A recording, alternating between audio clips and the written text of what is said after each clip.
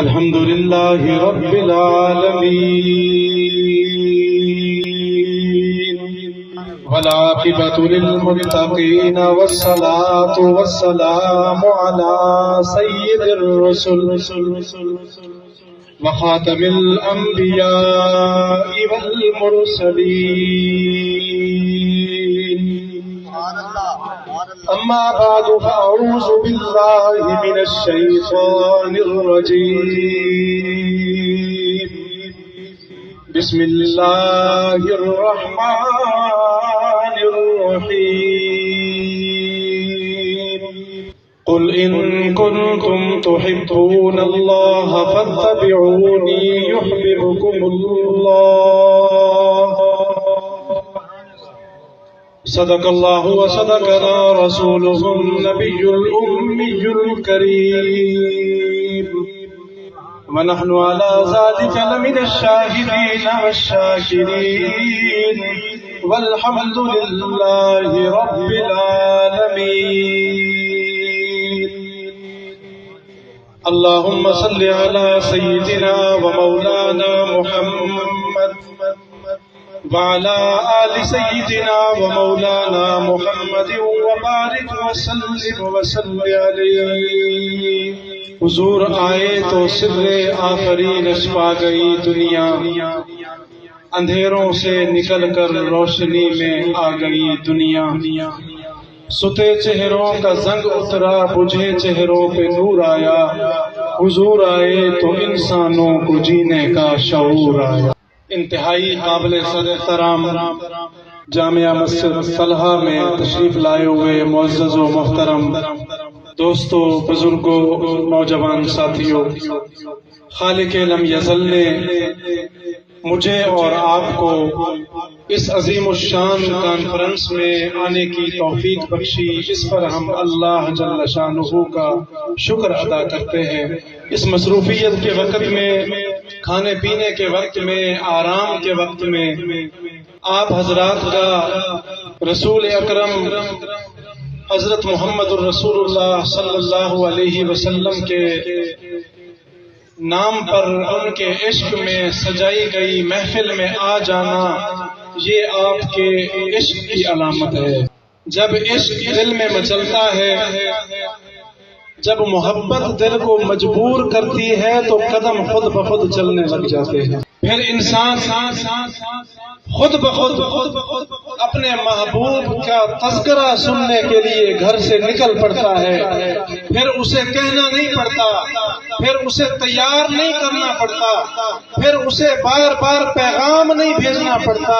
جب ہم نے دل میں عشق مصطفیٰ سجا لیا ہے، ہمارے کانوں میں جب آواز پڑتی ہے کہ فلاں جگہ پر عشق مصطفیٰ کی محفل ہے، ہم دیوانہ وار وہاں جمع ہو جاتے ہیں. لیکن کمال کی بات ہے، کمال کا عشق ہے، کمال کی محبت ہے. ہمیشہ محبت شخصیت کو دیکھ کر کی جاتی ہے. چہرہ دیکھا جاتا ہے، نقش نین دیکھے جاتے ہیں، ادائیں دیکھی جاتی ہے، پھر کسی سے محبت کی جاتی ہے. مسلمانوں، تمہارے ایمان پر قربان ہو جاؤں، تم نے مصطفیٰ کو دیکھا تو نہیں، لیکن تمہارے دل میں عشق مصطفیٰ مچل رہا. تو میں عرض کر رہا تھا کہ محبت ہو یا عشق ہو، ہمیشہ شخصیت دیکھ کر ہوتا ہے. لیکن قربان جاؤں مسلمانوں، اللہ رب العزت نے مسلمانوں کے دل میں عشق مصطفیٰ ایسا سما دیا ہے. ہم نے آپ کی زیارت نہیں کی، ہم نے آپ کا چلنا نہیں دیکھا، ہم نے آپ کا بولنا نہیں دیکھا، ہم نے آپ کی نماز نہیں دیکھی، ہم نے آپ کا رکوع نہیں دیکھا، ہم نے آپ کا سجدہ نہیں دیکھا، ہم نے بارگاہ الہی میں پھیلے ہوئے آپ کے ہاتھ مبارک نہیں دیکھے. لیکن قربان جاؤں، بدر میں بھی آپ گئے، احد میں بھی آپ گئے، حنین میں بھی آپ گئے، تلوار بھی اٹھائی، صحابہ کی صفیں بھی سیدھی کی. لیکن کوئی منظر آج کے 1400 سال بعد کے مسلمانوں نے نہیں دیکھا. لیکن آج بھی نبی کی عشق میں، نبی کی محبت میں گردنیں کٹوانے کے لیے میدان میں نکلنے میں پہل کرتے ہیں. نبی کے عشق کی بات آ جائے، عزت مصطفیٰ کی بات آ جائے، صحابہ کی عزت اور ناموس کی بات آ جائے، کوئی مسلمان پیچھے نہیں رہتا، کوئی مسلمان گھر میں نہیں بیٹھتا۔ نماز میں کمزوری ہو سکتی ہے، عمل میں کمزوری ہو سکتی ہے، معاملات میں کمزوری ہو سکتی ہے، لیکن اگر بات آ جائے عشق مصطفیٰ کی، عزت مصطفیٰ کی، منبر مصطفیٰ کی قسم کوئی مسلمان پیچھے نہیں رہتا، میدان میں اتر کر گردن کٹوا دینے کو سعادت سمجھتا ہے۔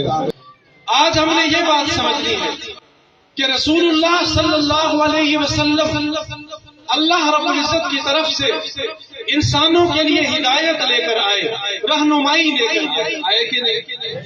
تو جو مسلمان سچی طلب کے ساتھ مصطفیٰ کے دروازے پر چلا جاتا ہے، مصطفیٰ اس کی جھولی کو بھر دیتا ہے۔ شرط سچی طلب کی ہے، سچی طلب ہونی چاہیے۔ آؤ نا میں تمہیں ذرا مدینے کی گلیوں کا چکر لگوا دوں، مکے کی گلیوں کا چکر لگوا دوں۔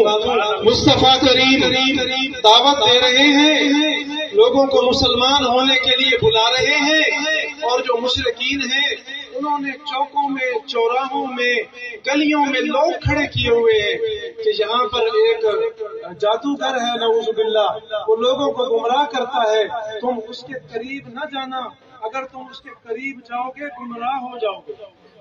نعوذ باللہ۔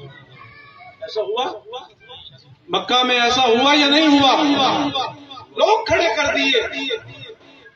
باہر سے آنے والے مہمانوں کو کہا جاتا کہ تم محمد کے پاس نہ جانا، باقی تم پورا علاقہ گھومو پھرو، حج کرو، سارے معاملات کرو، بس محمد کے پاس نہ جانا۔ آنے والے مہمانوں کو تجسس پیدا ہوا، فکر پیدا ہوئی، طلب پیدا ہوئی کہ یار وہ کون شخصیت ہے، اس کا چہرہ کیسا ہے، اس کا عمل کیسا ہے، وہ اٹھتا کیسے ہے، وہ بیٹھتا کیسے ہے، اب اس کی زیارت تو کرے، ہمارے دل کی بات ہے، سمجھ میں آئے گی تو مان لیں گے، نہیں سمجھ آئے گی تو چھوڑ دیں گے۔ انہوں نے کہا کہ جا کر ہم زیارت تو کریں۔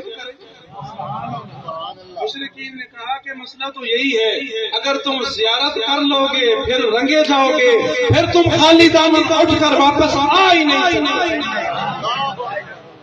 جو آتا آپ کے چہرے کی، وضحا کے چہرے کی زیارت کرتا، رنگا جاتا، اس کے دل میں ایمان اتر جاتا۔ طفیل بن عمر دوسی صحابی ہیں نبی کے بڑے پیارے، دوس قبیلے سے مکے کے سرداروں کو ملنے کے لیے آتے تھے۔ ایک بار تشریف لائے، مکے کے سرداروں نے کہا کہ ہم آپ کو روئی دیتے ہیں، روئی دی کہ کانوں میں لے لو، کہیں ایسا نہ ہو کہ محمد صلی اللہ علیہ وسلم کی آواز سریلی میٹھی آپ کے کانوں میں نہ پڑ جائے۔ وہ کانوں میں روئی دے کے پھر رہا ہے، گلیوں میں پھر رہا ہے، بازاروں میں پھر رہا ہے، بادشاہوں کے وزیر وہ جو تھے سردار ان کے ڈیروں میں جا رہا ہے، کانوں میں روئی ہے۔ ایک دن اچانک اللہ نے چونکہ فیصلہ کر دیا تھا ان کی ہدایت کا، تو رات کو بستر سے اٹھے، کہا کہ ذرا میں باہر چہل قدمی کرتا ہوں۔ رات کو آدمی کھانا دیر سے کھائے نا تو دل چاہتا ہے کہ ذرا چہل قدمی ہو جائے۔ چہل قدمی کے لیے اٹھے، باہر تشریف لائے، اللہ نے فیصلہ تو پہلے ہی کر دیا تھا۔ چلتے چلتے چلتے بیت اللہ کے صحن میں جا گئے، صحن میں جا کے پہنچے، منظر عجیب تھا، ایک چاند فلک پر تھا، آسمان پر تھا، ایک چاند زمین پر تھا۔ مصطفیٰ کریم بیت اللہ کے صحن میں، بیت اللہ کے عقب میں نماز ادا فرما رہے تھے، قرآن پاک کی تلاوت فرما رہے تھے۔ جب ان کے کانوں میں تھوڑی تھوڑی مصطفیٰ کریم کی میٹھی آواز پہنچنے لگی نا، توجہ ہے نا آپ کی، طفیل بن عمر نے اپنے ہاتھ اونچے کیے۔ جب دل میں عشق اترنا شروع ہو جائے نا تو سارا جسم پھر بے چین ہو جاتا ہے، ہاتھ اوپر جانے شروع ہو گئے، روئی تک جا پہنچے، روئی نکلنی شروع ہو گئی، طفیل بن عمر کے سینے میں ایمان اترنا شروع ہو گیا، نکل گئی روئی۔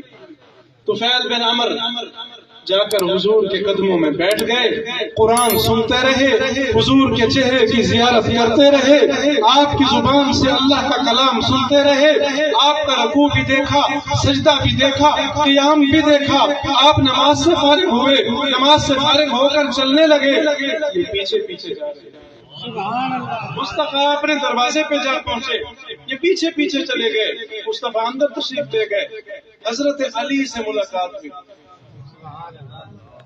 میں بالکل بات ختم کر رہا ہوں۔ حضرت علی سے ملاقات ہوئی، حضرت علی نے کہا کہ پیارے بھائی مسافر لگتے ہو، آؤ میں آپ کو کھانا کھلاتا ہوں، آپ کی خدمت کرتا ہوں۔